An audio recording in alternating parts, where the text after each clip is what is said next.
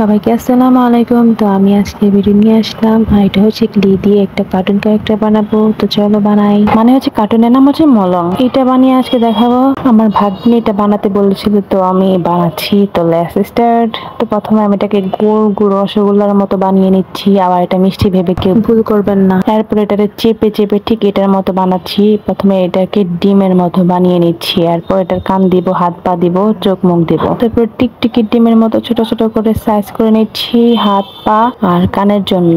তারপর গোল গোল করে নিলাম। ক্লে দিয়ে বানাতে বানাতে একটা কথা হুট করে মনে পড়লো, কাদা দিয়ে আমি ছোটবেলায় এটা বানাতাম, অনেক দুষ্টামি করতাম ছোটবেলায় জাস্ট। তো এখন এটা কথা মনে পড়ে গেল আর কি। আর আমার মতো কারা কারা এইভাবে মাটি দিয়ে এটা বানাতেন, ভারী পাতিল বানাতেন, অবশ্যই জানাবেন। তারপর এই পিকচারের মতো 1 2 3 অনুযায়ী সবগুলোকে সাইজ মতো বানিয়ে নিলাম, হাত পা আর কান। অবশ্যই সঠিক জায়গার মতো বানিয়ে নিলাম। তারপর এটাকে শুকাতে দিলাম। শুকানোর পর কলম দিয়ে জাস্ট আমি চোখ আর নাক আর মুখ বানিয়ে দিলাম।